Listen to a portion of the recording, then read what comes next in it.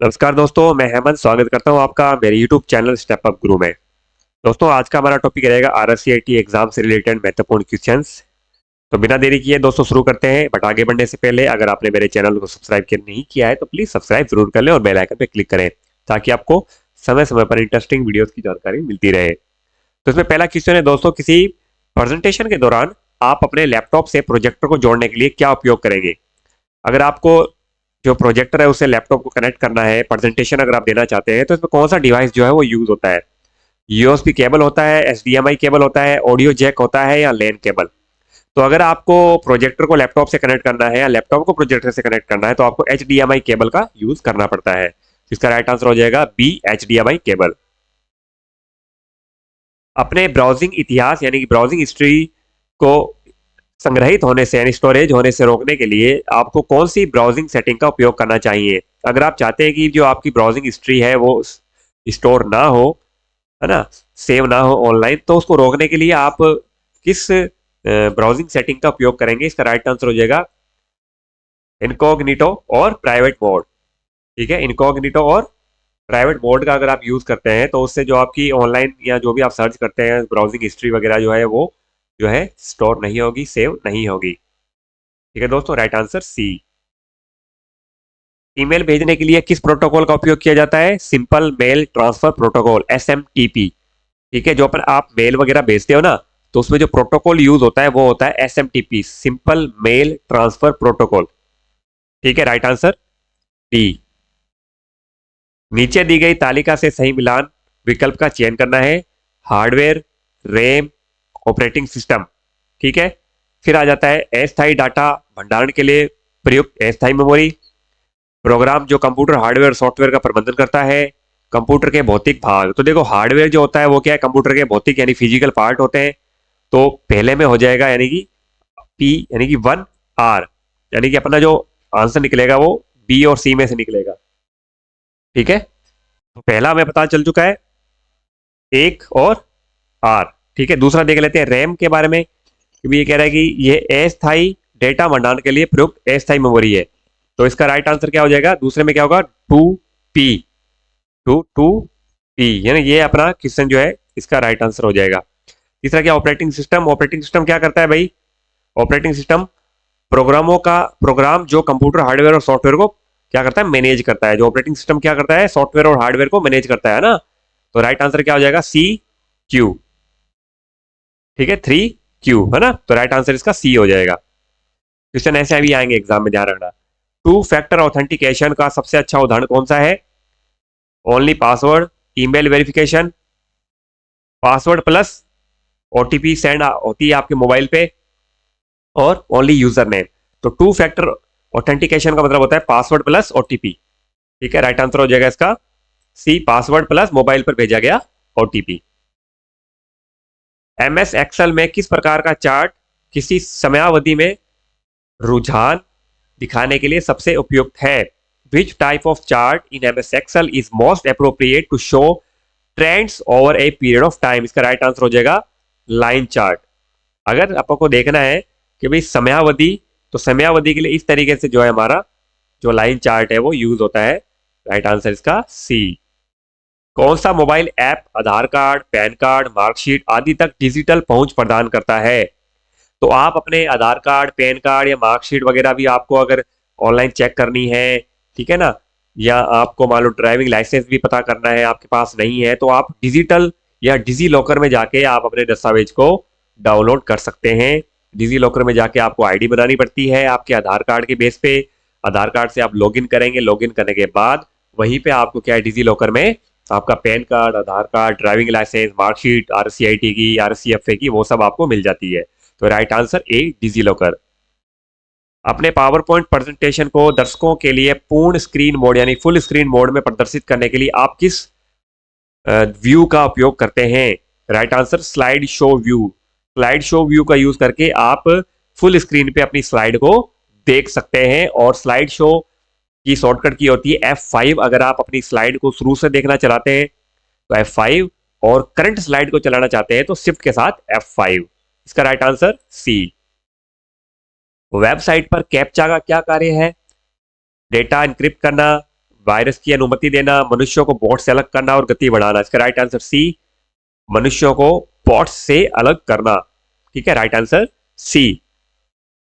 1000 से अधिक मान वाले सेल्स को लाल रंग से हाईलाइट करने के लिए आप किस एक्सेल सुविधा का उपयोग करेंगे? अगर आपको यह पता करना है कि 1000 से अधिक वैल्यूज कौन कौन सी है, उसका रंग जो है आपको लाल करना है, रेड करना है, रेड रंग से हाईलाइट करना है, तो उसके लिए आप कंडीशनल फॉर्मेटिंग का यूज करेंगे। कंडीशनल फॉर्मेटिंग में आप कंडीशन डाल देंगे ग्रेटर देन 1000, तो उसका कलर जो है वो जो भी आप चाहते हैं वो शो हो जाएगा। इनमें से कौन सा ऑनलाइन मीडिया क्लासरूम टूल का उदाहरण है? ठीक है, तो अगर आप ऑनलाइन क्लासरूम यूज करना चाहते हैं या क्लासरूम टूल यूज करना चाहते हैं, ऑनलाइन मीडिया का यूज करना चाहते हैं, तो उसके लिए गूगल क्लासरूम जो है वो यूज होता है। एडोब फोटोशॉप तो एडिटिंग वगैरह के लिए यूज होता है। माइक्रोसॉफ्ट वर्ड लेटर्स वगैरह लिखने के लिए। गूगल ड्राइव जो होता है वो अपने जो भी डॉक्यूमेंट वगैरह दस्तावेज वगैरह है वो आप गूगल ड्राइव में सेव कर सकते हैं। तो बचा क्या? D, Google classroom.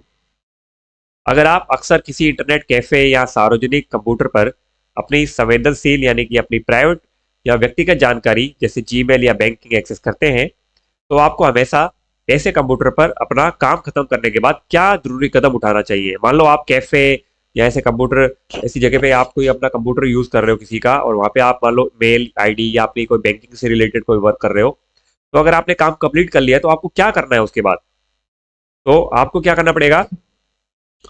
बस ब्राउजर टैब बंद करें, कंप्यूटर को तुरंत बंद कर दें, यदि संभव हो तो अपने सभी खातों से लॉग आउट करें और ब्राउजिंग हिस्ट्री या कुकीज को साफ करें, अपने उपयोगकर्ता के लिए ब्राउजर खुला छोड़ दें। तो इसका राइट आंसर होगा कि जो भी आपने काम किया है ना, जो भी आपने आईडी खोली है उसको पहले तो लॉग आउट करें और जो हिस्ट्री होती है, कुकीज होती है, उसको आप क्लीन करेंगे ताकि कोई और यूज ना कर सके। ठीक है, राइट आंसर सी।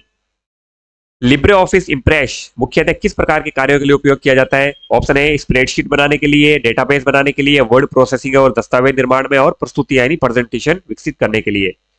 तो लिब्रे ऑफिस इम्प्रेस का यूज होता है प्रेजेंटेशन ही, पावर पॉइंट की तरह ही उसका यूज होता है। ठीक है, तो प्रेजेंटेशन अगर आपको बनाना है तो आप लिब्रे ऑफिस इम्प्रेस का यूज करेंगे। इमेज ऑप्टिमाइजेशन से क्या तात्पर्य है? इमेज ऑप्टिमाइजेशन क्या करता है? गुणवत्ता बनाए रखते हुए फाइल का आकार कम करना, छवि को टेक्स्ट में परिवर्तित करना, रेजुलेशन को 4K तक बढ़ाना, .exe प्रारूप में सुरक्षित रखना। तो इसका राइट आंसर हो जाएगा option number A, reducing file size while maintaining quality. मतलब इमेज ऑप्टिमाइजेशन का यूज आप क्या कर सकते हो, किसी भी इमेज की क्वालिटी को गिराए बगैर उसके साइज को आप कम कर सकते हो। ठीक है, राइट आंसर ए। कथन एक क्या है? यूपीआई एप्स बैंक खातों के बीच तत्काल धन हस्तांतरण की अनुमति देता है। सही आंसर है इसका, ये सही है, क्योंकि यूपीआई आईडी जो होती है, यूपीआई जो एप्स होते हैं जैसे फोन पे, गूगल पे, क्या करता है बैंकों के बीच में आपको मनी ट्रांसफर की अनुमति देता है। और सेकंड कथन क्या है? गूगल मैप्स का उपयोग फोटो संशोधित या एडिट करने के लिए किया जाता है। तो गूगल मैप का फोटो एडिटिंग के लिए यूज नहीं होता, इसका यूज होता है लोकेशन वगैरह के लिए। ठीक है ना, अगर आपको कोई लोकेशन पता करनी है उसके लिए अपन जो है गूगल मैप का यूज करते हैं डायरेक्शन वगैरह के लिए। तो एक कथन सही है, दूसरा कथन गलत है। तो राइट आंसर हो जाएगा एक, कथन एक सही, कथन दो गलत। क्वेश्चन नंबर 16, ऑनलाइन दस्तावेज संशोधन और भंडारण की अनुमति कौन सा टूल देता है? Right answer Google Docs. ठीक है, ऑनलाइन अगर आप अपने दस्तावेज को अगर आप मान लो एडिट करना चाहते हैं या स्टोर करना चाहते हैं, है ना, तो उसके लिए आप गूगल डॉक्स यानी कि ऑनलाइन एक ऐसा सॉफ्टवेयर होता है, उसका नाम है गूगल डॉक्स। उसमें आप क्या कर सकते हो, कोई भी डॉक्यूमेंट वगैरह, जैसे एमएस वर्ड होता है उसी तरीके से गूगल डॉक्स होता है। ठीक है, आप कोई भी डॉक्यूमेंट वगैरह एडिट वगैरह कर सकते हैं, ऑफिस से रिलेटेड काम कर सकते हैं। Right answer B. VLC media player तो म्यूजिक या ऑडियो वीडियो के लिए होता है। एमएस पेंट पेंटिंग के लिए होता है। व्हाट्सएप तो आप यूज करते हो, चैटिंग वगैरह के लिए यूज होता है ना। एक्सेल में पाइवोट टेबल का उपयोग मुख्यतः किस उद्देश्य के लिए किया जाता है? चित्र बनाने के लिए, बड़ी मात्रा में डाटा को सारांश और विश्लेषण करने के लिए, पत्र टाइप करने के लिए, इंटरनेट से कनेक्ट करने के लिए। तो जो पाइवोट टेबल होता है उसका यूज होता है summarising and analysing large amount of data. Pivot table बहुत इंपॉर्टेंट टॉपिक होता है माइक्रोसॉफ्ट एक्सेल में, जिसमें आप बहुत बड़े डेटा को समराइज और एनालाइज कर सकते हो। ठीक है, एक तरीके से फिल्टर कर सकते हो आप। बहुत बढ़िया ऑप्शन होता है पाइवोट टेबल का। मैंने इसका वीडियो हमारे यूट्यूब चैनल पर डाल रखा है पाइवोट टेबल का, आप चाहें तो उसको भी देख सकते हैं। इसका राइट आंसर हो जाएगा बड़ी मात्रा में डेटा का सारांश और विश्लेषण करने के लिए। आप हर दिन एक रिपोर्ट पर एक ही फॉर्मेटिंग चरण दोहराते हैं, कौन सी एक्सेल सुविधा इन चरणों को स्वचालित कर सकती है? मतलब आप एक ऐसा काम कर रहे हैं जो आपको रोज रिपीट करना होता है, मतलब एक ऐसा काम है जो आपको रोज आके करना ही होता है।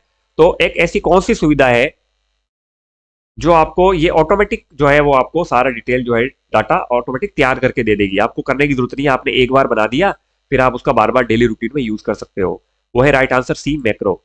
मैक्रो एक तरीके से रिकॉर्डर का काम करता है, टेप रिकॉर्डर होती है जैसे, वैसे ही मैक्रो भी एक रिकॉर्डिंग का काम करता है कि जो भी आप रोज कार्य करते हो उसको आपने एक बार उसको रिकॉर्ड करके रख लिया, उसकी एक शॉर्टकट की बना ली, बाद में आप जैसे ही उसको शॉर्टकट की को अप्लाई करेंगे तो जो भी आपने वर्क रिकॉर्ड किया था वो वापस क्या हो जाएगा, हमारे सामने रेडी होके आ जाएगा। ठीक है, तो इसका right answer C, macro. MS Word में किसी डॉक्यूमेंट के साथ काम करते समय यदि आप अपने पूरे दस्तावेज का पूरे दस्तावेज पर स्वरूपण विकल्पों जैसे फॉन्ट, रंग या प्रभाव इफेक्ट्स वगैरह का एक पूर्व डिजाइन किया गया सेट लागू करना चाहते हैं तो आपको इसका उपयोग करना है।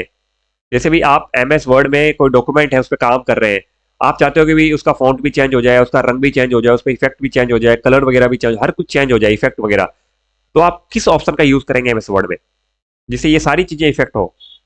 ठीक है, तो इसका राइट आंसर थीम। थीम से क्या होता है, कलर वगैरह, बैकग्राउंड वगैरह, तो कलर वगैरह, फॉन्ट वगैरह, हैंडराइटिंग वगैरह सब चेंज हो जाती है। Right answer C, themes. निम्नलिखित में से कौन सा अनुप्रयोग प्रोग्राम यानी कि एप्लीकेशन प्रोग्राम सामान्यतः पीडीएफ फाइलों को देखने के लिए उपयोग किया जाता है? तो अगर आप अपनी पीडीएफ फाइल को देखना चाहते हो तो अडोबे रीडर जो है वो यूज होता है। अडोब रीडर ये एक पीडीएफ फाइल होती है, एक पीडीएफ डॉक्यूमेंट होता है जो आप अपने पीडीएफ फाइलों को देख सकते हैं। पोर्टेबल डॉक्यूमेंट फॉर्मेट पीडीएफ की फुल फॉर्म होती है और अडोब रीडर एक तरीके से हमारा एप्लीकेशन सॉफ्टवेयर होता है, ध्यान रखना। ठीक है, राइट आंसर बी, पीडीएफ फाइलों को देखने के लिए अडोब रीडर यूज होता है। MS Excel function is equal to len 56 minus 45 का आउटपुट क्या है?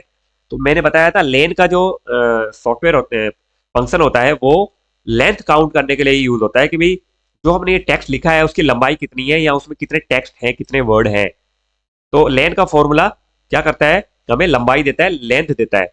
तो इसका राइट आंसर हो जाएगा ए, क्योंकि देखो काउंट करें, 1 2 3 4 5, है ना, 1 2 3 4 5, तो राइट आंसर 5। ठीक है, यदि आप एमएस वर्ड 2010 में ग्राफिकल सूची, प्रक्रिया आरेख, वेन आरेख, संगठन चार्ट आदि जैसे ग्राफिकल आरेख बनाना चाहते हैं तो आप किसका उपयोग करके आसानी से बना सकते हैं?